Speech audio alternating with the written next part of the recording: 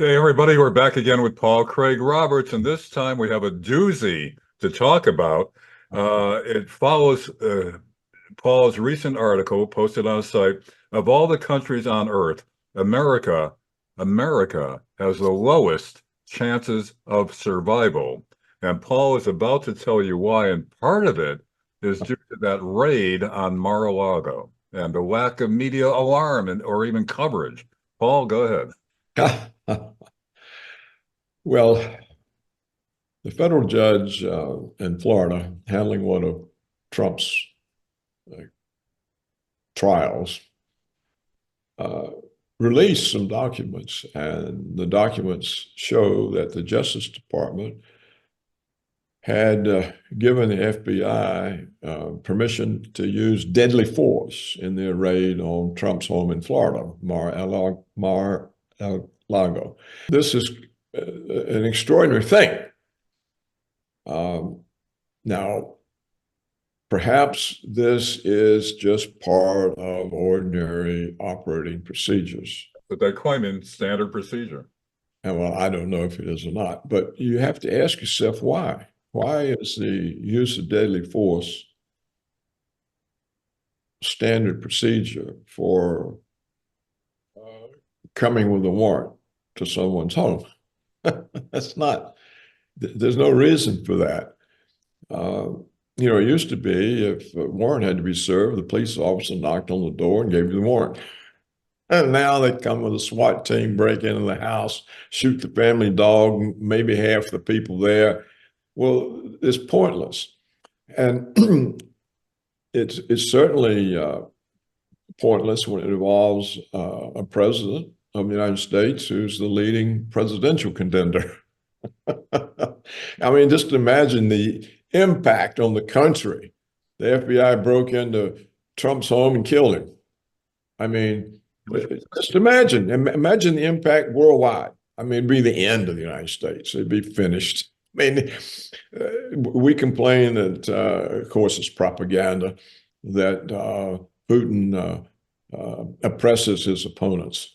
Well, I mean, this would take the cake. FBI murders Trump in his living room. Well, he resisted. So. Well, they can say whatever they want. But look at it also. Trump has 24/7 Secret Service protection, and the Secret Service is obligated to protect the life of the president. So what that authorization to use deadly force, it sets up the FBI and the Secret Service as combatants. Is the Secret Service going to not fulfill its obligation under law to protect the life of the president? If so, what's the purpose of it? So you would have thought that the Justice Department would have said, even if this is an official operating procedure, maybe we better not do it because he's the president, a leading contender for the winning the election in November, and he's got Secret Service agents. Now, this would be a heck of a mess. So maybe we should just send not the FBI, but just Justice Department lawyer to knock on the door with a subpoena. That would be a sensible way of doing this. And again, Paul, that's another indication of the increasing recklessness of this administration and of the whole government. Yeah, it's frightening. And what you're saying also is what adds to the danger here is it was a lack of media coverage, or if it was covered, not any alarm about it. So in other words, the media is declaring that this is no big deal. Nobody should object to it. Yeah, right. Well, they didn't report it. I think Fox News reported it. Yeah. Fox News reported it, but I don't believe any of the other. Yeah, I didn't see it on any other outlets. Yeah. I don't think they even reported it. Yeah. And if they did, they probably simply said, there's nothing here, folks. It's just standard procedure. But you can't have standard procedure in a situation like that. So what you're saying, Paul, is this is another indication. You're saying that our chances of survival as a nation are decreasing. Now, how do you superimpose the two of those?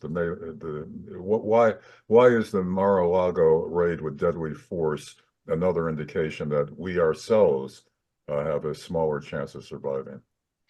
Well, I think it comes down to the basic fact that the structured belief in throughout the country is gone. There's nobody in the government that believes in the Constitution.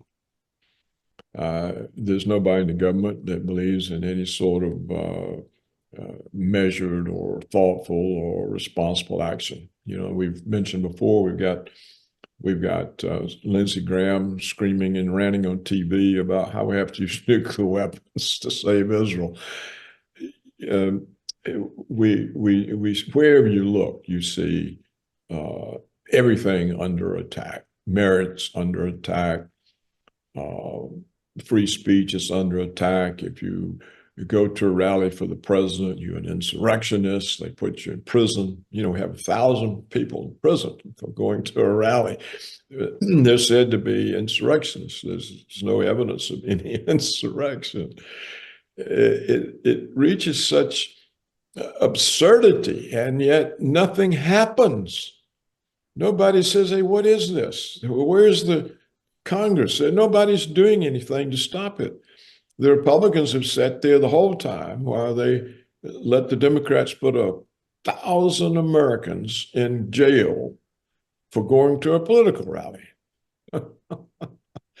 They claim there was a break-in, an invasion of the Capitol. Well, all the videos, including those released by the Congress, show the police opening the door, escorting people around, walking them around. There was no violence. It was not, except the one black policeman who shot the female veteran.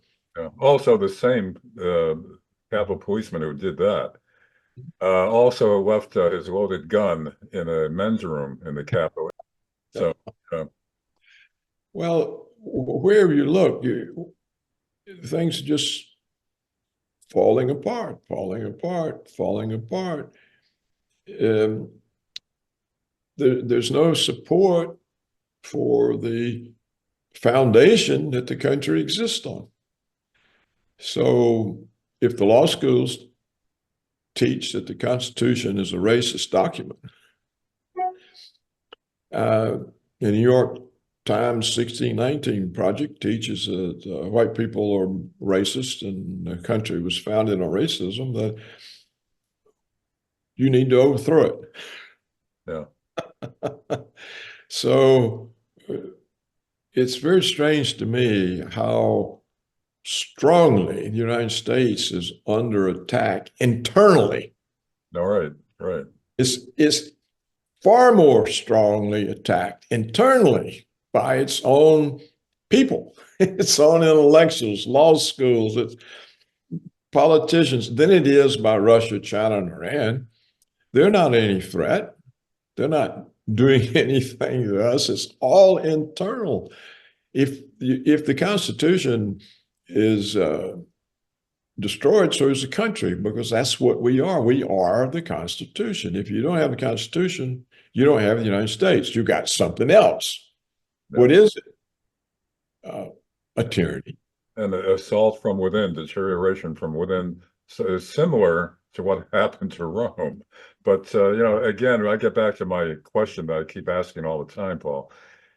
Is this by design, or is this by happenstance? Is it just by an evolution of crazy ideas gone amok, metastasizing? I think. Or is there an overall plan? I think that in some pieces of it are by design. There are people who are after the Constitution because they think it supports a merit-based system, and merit is not comparable. It is not. It doesn't facilitate equity. It's in the way of equity. So you can't have a merit-based system. So you have groups who are after the Constitution for that reason. Other groups after it for their own agendas reason. But together it forms a massive attack. They don't share all the same agendas, but all the agendas are directed at the same target. And then we have, I think, just the unraveling of the implications of ideas revealing themselves through time. And it could well be that out of the Renaissance came some sort of moral demands on society, and such that people got accustomed to the way you achieved progress was through denunciation. You denounce something in order to get it changed. And so you get in the habits of denouncing, and before long, you're denouncing everything. Western civilization is denounced. And so that is kind of like a big attack. And then within it, you have all the individual agendas trying to achieve their own goal. And you see a total attack on the system. And there's no one to defend it, because the agendas are, we got to overturn it. So it starts off, we're going to improve it. But over time, it becomes, well, you can't improve it. We have to overturn it. We have to overthrow it. And it's quite common today for law schools to teach their students that the Constitution is a racist document. It's in the way of equity. And so if that's the case, then what's the value of the amendments? What's the value of the First Amendment, the Second, all the rest of them? And they've been shedding these amendments for a long time. And from what I understand, in the journalism schools now, the kids are being taught that in the interest of social justice, you don't have to tell both sides of the story. You don't have to be objective. You could be an advocate, and that's perfectly legitimate. In fact, it's preferred. It's preferred. That's going on in the journalism schools. The media is already captured, but it's going to be more and more a propaganda machine as these kids graduate from journalism school. That's right. That's in fact, they can't survive as journalists if they're objective. You have to support the narratives, and they've simply learned that's what you do. If you're a journalist and expect to have a job, you support the narratives. So, and the narratives are reflective of whatever the agenda of the interest group behind them. So it's a situation. In fact, you see, Larry, they're actually getting very close to criminalizing truth. Yeah. You're just not allowed to tell the truth. And there's no genocide. You can't tell the truth about anything. And so decision makers don't know what the facts are. See, how can the National Security Council know what's going on when it's just surrounded by propaganda about Russia, propaganda about everything? How do you know how do you make a decision? And even if you know, since nobody else does, how can you make a good decision? Because it would be seen as absurd because nobody believes that. Yeah. So even the people who know what's going on can't do anything because it would be so out of line with the narratives that it wouldn't be accepted. Yeah, it's worse and worse progression towards our doom, I guess. One last question, Paul, before we wrap this session up. If Trump gets in, if he escapes assassination or other sidetracking, if he gets in, if he gets another term, how much can he change? How much can he turn around? How much can he reset? I don't think that it can be done. You see, there's not an intellectual movement behind him. He has a lot of support of people, but there's not an intellectual movement behind him that has a grasp on what the situation is, on the dangers, on what needs to be done. There are no people for him to appoint. And I see already he's making adjustments to the establishment. So I suspect if he gets back in, for him, it'll be a personal exoneration, a personal victory. But I doubt he will be able to do anything or will even want to. He's probably worn out. I mean, look, look at the 8 years, what he's been through in 8 years. Who on earth has gone through this kind of trials and tribulations? And it has to be frustrating when you're the president of the United States and you simply have no authority, Yeah. not even over your own government. I mean, it was his own Justice Department that ruined him. Yeah. And he appointed the FBI director. So, Of course, that's when he was a babe in the woods. He didn't know who the players were and who he could trust and who he could not. but you see, everybody has learned. So who's going to go take any risk? Yeah, yeah, right. You know? Yeah. Well, so I think that, and you see him making accommodations. Yeah, what do you mean by that, Paul, specifically? Well, he's adjusting his positions. You know, you don't hear any more talk about normalizing relations with Russia. Yeah. Now he's got Nikki Haley in his. Yeah. So, what good does it do to have Nikki Haley in the government? I mean, you can't possibly make any changes. The Republicans themselves I mean, they're not Trump's people. So I just don't think, and who would he appoint? Where are the leaders that he can appoint? Who are they? Where is a politician that's not owned by a variety of interest groups? Yeah. They're all dependent on the military security complex. Every one of them scared to death of Israel, of the Jewish lobby. They're just totally terrified. It'd be nice to see Lindsey Graham as concerned about our existence as he is about Israel's. It's just, you don't see where is a person?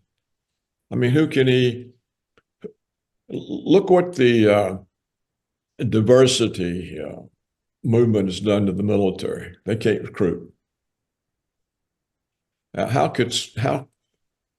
What Joint Chiefs chairman could come in and correct that situation? I mean, all hell would break loose. Yeah. You know, it's what can you do about the way they're teaching the kids critical race theory, that they're born in the wrong body? I mean, how do you? This is institutionalized. Yeah. It's what the teachers believe, the professors believe. It's the school boards. How do you get it out? It would take a revolution. You would have to have hordes of people to draw on to replace these people. It'd have to be an overturning. Where are they? You know, there's very little protest of the fact that We have 1,000 Americans in jail for attending a political rally. Right. And they're still going after these people. They're still going after them, trying to find more. Uh,